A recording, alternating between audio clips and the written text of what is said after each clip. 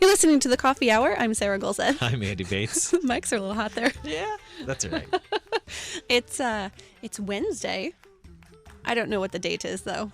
It's Wednesday. Wednesday. What was your alliteration February for Wednesday? 20th. Wait till Wednesday. Wait till Wednesday. But it is Wednesday now. But it is now, Wednesday, so that wait. doesn't work anymore. We're working Wednesday. This could take us all episode. Let's not. All right, let's not. But we have good stuff for today. We have really good stuff. A topic that I'm really excited to talk about. You actually have some experience. I do. Oh man, but we you should can't have, see. Facebook Live this one. That's true. Whoops. Well, next time. True. Yeah. See, Andy I'm is doing signing. sign language back here, but back here, nobody knows. Nobody can see you. We're actually in the recording studio. We are in the recording studio. That's why you can't see it on Facebook Live. Yeah, that's true. That's true. But that's okay. Thanks to our underwriter, Concordia University, Wisconsin, for your support of the Coffee Hour. You can find out more about them at cuw.edu. What is it? Live Uncommon. Their ad sounds really good. Just if you haven't listened to their ad, you should listen to their ad. But anyway, that's not what we're here to talk about today. We have Deaconess Heidi Sias with us in studio with Lutheran Friends of the Deaf, which is a Milneck family of organizations. Branch. Yeah. Welcome, Deaconess Heidi. Thanks for joining us today. Thanks for having me again. So you are involved in deaf ministry, obviously, with Lutheran Friends of the Deaf. And this is something that I think we've only talked about maybe once on the Coffee Hour, but it's a very important thing for more people to know about and understand that knowing sign language and doing ministry to the deaf, it's not just a simple one-to-one translation of things. Is it? It's there's a lot more that goes into sign language and all of that ministry to the American deaf. Sign Language is its own language. It has its own grammatical structure. So it's not a one-to-one to English words translation, which a lot of people don't realize. Yeah, I didn't realize that for a long time. Yeah. And that's one of the reasons I really love the language, American Sign Language, is because it is its own language, and it's not just a language, but there's a whole culture with it too, right? Yeah. Yep. What was your first connection to deaf culture, and how did you learn sign language and become a part of Lutheran Friends of the Deaf? Well, I had a friend that needed a language in college, and I had already graduated from college. And so she asked if I would tag along and take a community college class with her. So I said, sure. So I picked it up kind of quickly, and I kind of enjoyed it. And then I learned about the Church Interpreter Training Institute, which is held in Fort Wayne at the seminary. And so I decided to go try to take that course. And things have just evolved, and I've just been involved in deaf ministry now for almost 25 years now.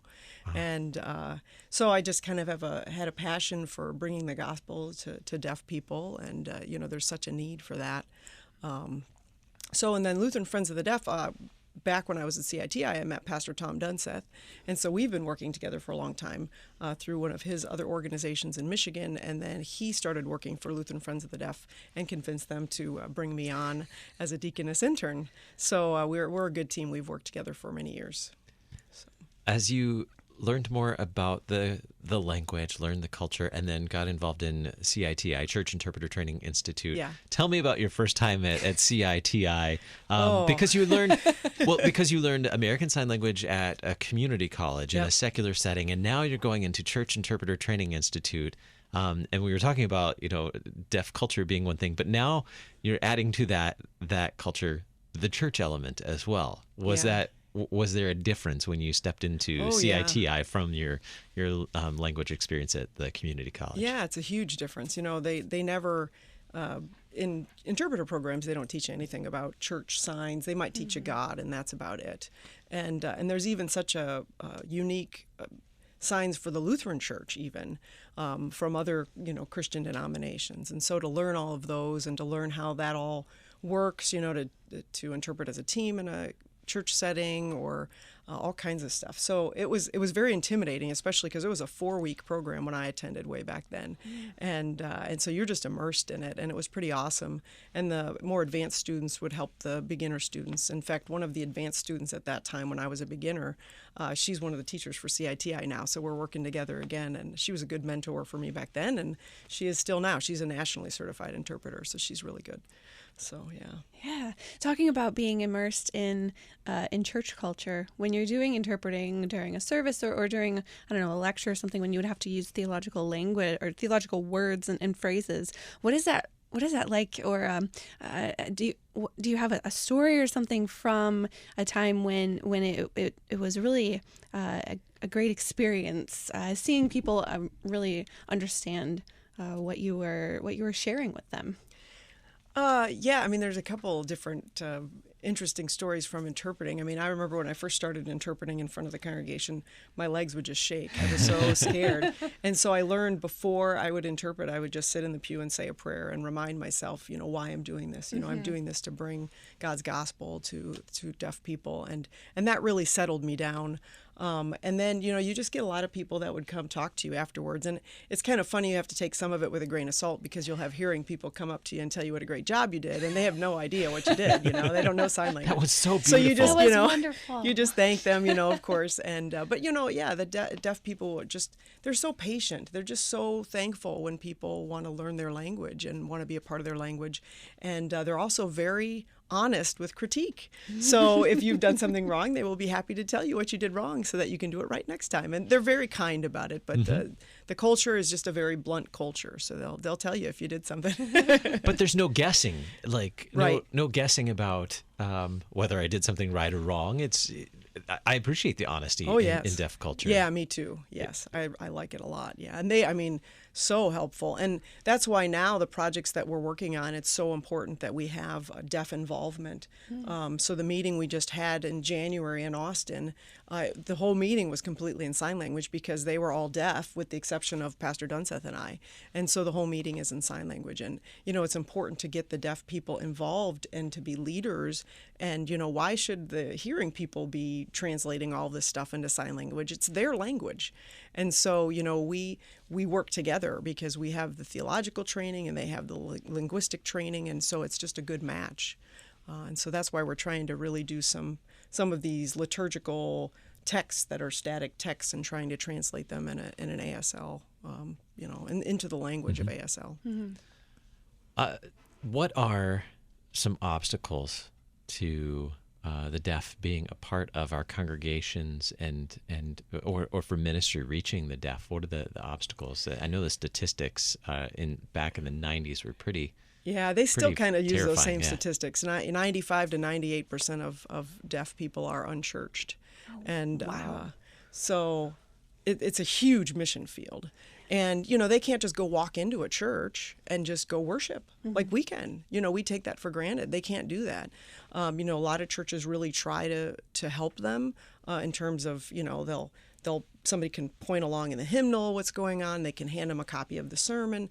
But it's not the same. If they can't participate in the worship, it's just not the same. If they can't have a pastor speaking the words of absolution, speaking the words of institution to them, then it's just, they're not receiving God's gifts the same way that we are as hearing people. Yeah. So it's important to bring that to them. Yeah. And as someone who hasn't been into a church before and hasn't heard our theology, and I think it was one of the other times that we were talking about deaf ministry, and just the concept of grace and the concept of, I don't know if it was baptism or something, that these are such foreign concepts to people. I mean, even hearing. Yeah, Andy's signing it. But it's something that it can be very hard for a deaf person to understand. Is that a common thing? Yeah. Yeah. I mean, and when you teach them signs like Andy just signed grace, they don't even know what that sign is if they've come from outside of the church world, right? So there has to be Bible studies to even explain what that sign is. And so there are religious signs, but you kind of have to be careful. You have to know your audience, your deaf audience. Do they even know what these signs are? Do I need to expound on that concept a little bit and maybe miss the next thing so that they understand what this word means? It's a tricky thing. It's because it's really hard to get every single thing in when there's these huge theological concepts and words that you're trying to express. Right. So that's what CITI is supposed to try to help the students, is to help them understand how to do that. Sure. What are some of the unique challenges creating some of these resources that you're creating with Lutheran Friends of the Deaf? Well, there's not a lot of people in the Synod that are theologically trained that also have the sign language background. I mean, there are some, but there's not a lot. And then same with the deaf community. There's not a lot of people who are have some theological training as well as then the linguistic training. So, the people that we have used for this are all Lutherans. One of them is a deaconess. She's deaf, and she's a deaconess in the Lutheran Church Missouri Synod. One of them is the daughter of a pastor, so she grew up, with theology. Her dad is a pastor for the deaf. And so, that's why it's important to get those people involved. But there's not a lot of us, so that makes it difficult. And then just the logistics of having a meeting all in sign language. I mean, who's talking? You have to be looking at the person talking. And so if somebody's signing over here, I'm not going to see them if I'm concentrating on this person. And you can only watch one person at a time. And it takes a lot of energy, those meetings. But it's a lot of fun. So.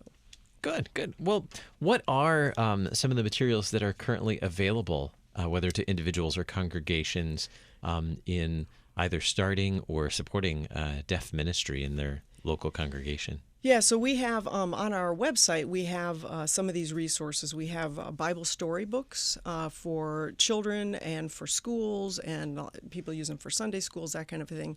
And the book has a drawn figure of somebody signing. It has the English word. And then the book also comes with a DVD that has somebody signing the whole story. And that person is a deaf person. And then there's also vocabulary within the DVD, and also a hymn at the end of the DVD in sign language. So that's one of the resources that we have. Then we're working on this liturgy gloss, which is going to gloss the text of the entire Lutheran service book liturgy at the beginning of the hymnal. We have essentially a first draft of the whole thing done, but now we're having these meetings to check the American Sign Language and to eventually record all of this. And so we're kind of in process. We have some of the services done. We have some recorded. Some of them haven't even really been touched too much yet beyond the first draft. So we're kind of in the midst of that. There's a directory of deaf missions on our website where people can go to find where are there churches that have deaf ministry, either a signed service, so it's completely in sign language, or an interpreted service of a congregation.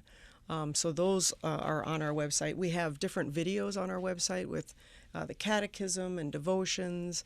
The Apostles' Creed is on there, the Lord's Prayer is on there. And I've just started doing some scripture videos actually to post on Facebook recently. I try to do those as much as I can. It's kind of a solo project, but to try to get those out. And we usually social media is where we post those kinds of things. So those are kind of the things that are currently on our website. Well, you just opened a whole can of worms, and we're gonna dig into that when we come back. You're listening to the Coffee Hour. I'm Andy Bates. I'm Sarah Gulseth.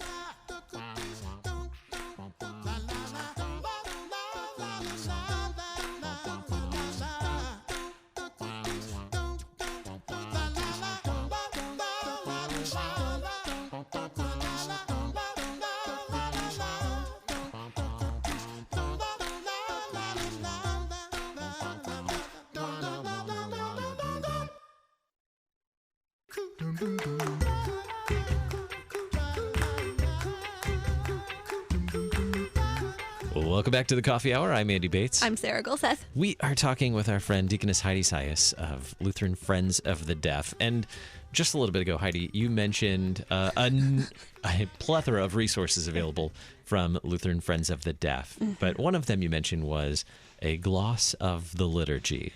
Now, for most of us, gloss is like semi-gloss or high gloss paint is what we think of. But those with a linguistics background might have a little bit more of an understanding of what you were talking about. So what is a gloss of the liturgy? I take these things for granted, what they mean, because I've been working with it for so long. But so a gloss is a written form of what you're going to sign.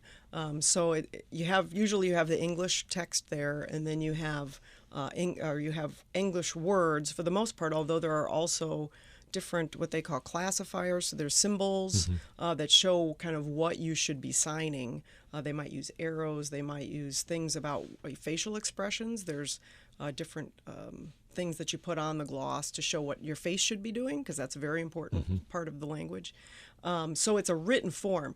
So because of that, it makes it kind of difficult to just take that and know exactly what you need to sign, because you're not seeing it. It's just words. And a gloss is kind of a personal thing. Everybody makes notes, differently, just like you take notes in a class differently, right? So that's why we're also working on recordings so that people can actually see what that means. But we use the gloss at CITI in the classes, and then we show them what this means, and then they can make their own notes. But it makes it an easier way to distribute to people. So it's a written form, basically, of the translation. So when you were talking about facial expression... You keep signing. When you're talking about facial expression, let's use an example from the liturgy where facial expression is going to make a difference. What about the Lord's Supper? Eyebrows up, eyebrows down. It's going to change the what it means, right? Yeah, I mean, the eyebrows up, eyebrows down.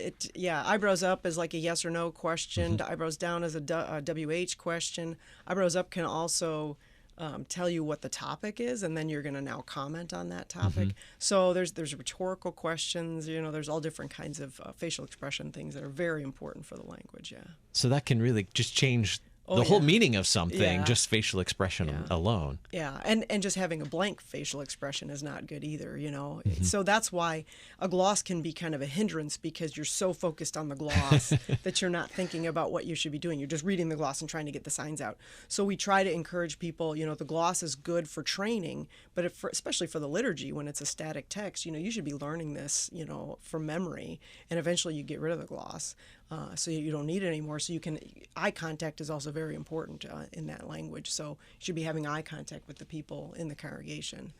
So we're trying to establish a consistency in the language, in the liturgy, because hearing people get that right. You can go into a church and you can just say things from memory. But deaf people, they go into a church and it's kind of done a little bit differently every place they go. I mean, even the Lord's Prayer. There's just little slight nuances in how people do it, and that tends to be a habit, so they stick to it. So, we're not looking to change the way everybody's doing that they've been doing forever, but we do want some of the other liturgies to have some consistent text so that they can, know what they're going to expect. So this is so fascinating. You guys are like signing to each other, and I'm just sitting here learning stuff. It's great. It's awesome. So when I don't know, when I was at Concordia, and there would be someone signing during a worship service, and they would have a music stand. Would they have had a gloss next to them? Probably. Most students, and they get a scripture text or a hymn or whatever was assigned to them, they're going to write out what they're wanting to sign. Usually, I mean, sometimes people just go from the English, but it's really hard to do straight from the English. There's no passive voice in American Sign Language, so you got to think in your head, how am I going to switch this around, to make sense? Otherwise, the wrong person is doing the acting. So there's a lot to this language, yeah. Doing the translation when someone is just like doing a extemporaneous, that's really challenging. Cold interpreting is challenging, yeah. I don't even do a lot of cold interpreting anymore, because you got to train your brain. And I was out of it for so long when my husband was a pastor in Montana that my brain kind of stopped working that way. Yeah. So I'd like to get back into that if I can, if I'm not too old. But yeah, I mean, it's hard. Your brain's got to work in a certain way, and you're always kind of behind, because you got to wait and see what the pastor's going to say next, because you have to know the whole context before you sign something. Yeah. So shout out to all of you ASL translators. That's right. That is awesome. Right. So you have the gloss is done for the liturgy for Divine Service 3. Divine Service 3 is done. That's the one we were working on the recordings for when we were down in Austin, Texas.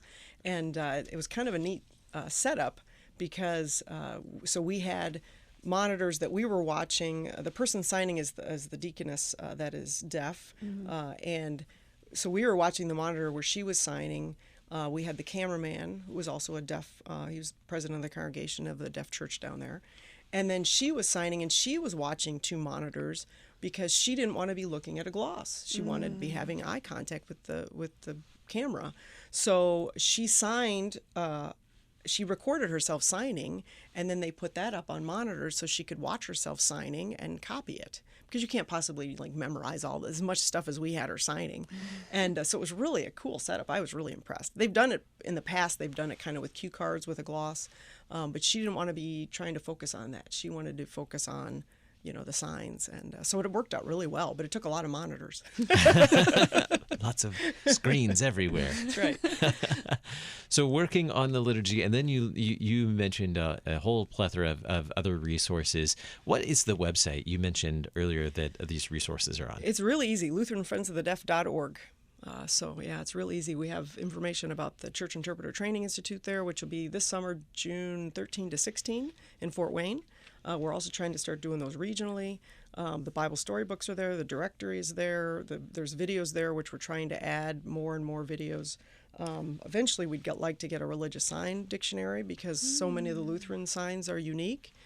We're also trying to do a weekly devotion, a video. So the deaf people that we work with, boy, they are passionate. They have all kinds of ideas. So now, it's the staff. That's, we don't have a lot of staff. And so we're trying to do as many projects as we can. We have a new Bible storybook that's going to be coming out here very soon. I just did one more edit on it, and it's getting really close. And that's going to be a children's prayer book. So those are continually coming out. I think we have 7 of them on the website right now, and there's 2 in the pipeline right now. And so we're trying to get more resources out.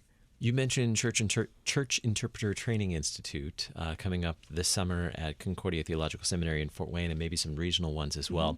Who could attend CITI?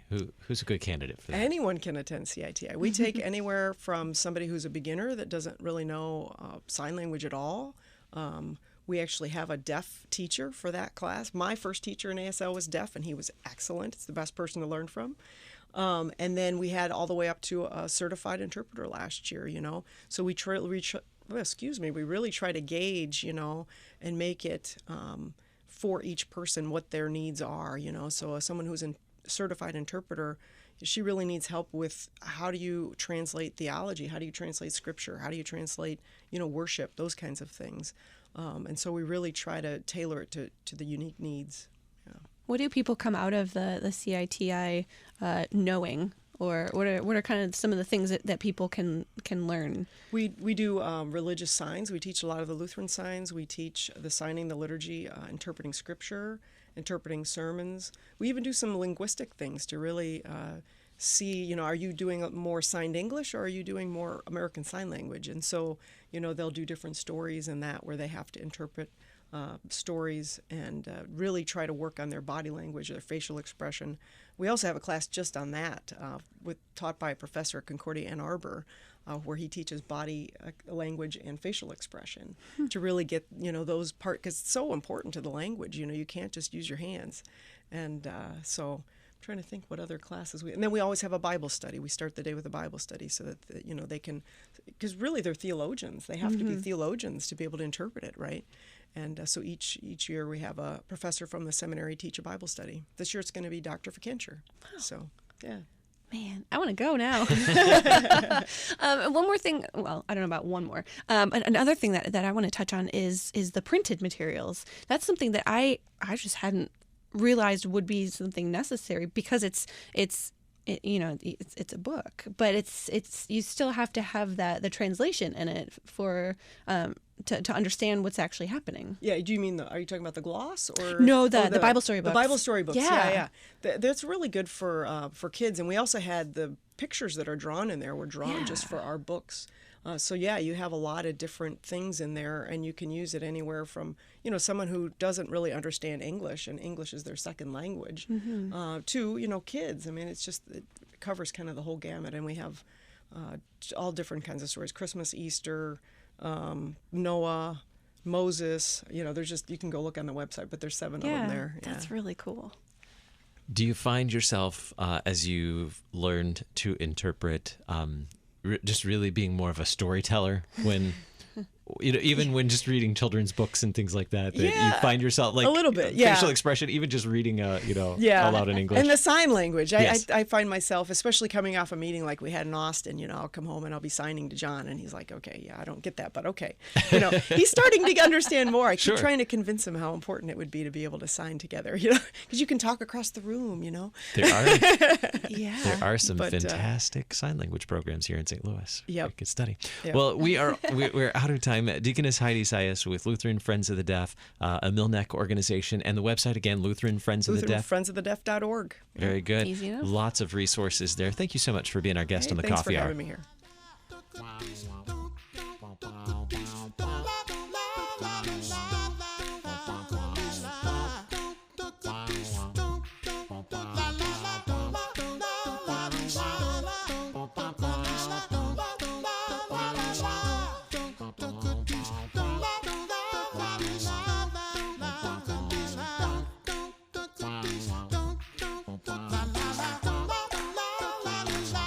The Coffee Hour with Andy and Sarah is a production of KFUO. To support the Coffee Hour and KFUO Radio, visit KFUO.org. You can also text KFUO to 41444 or send an email to gifts@KFUO.org. And you can call us at 800-844-0524. KFUO. Christ for you, anytime, anywhere.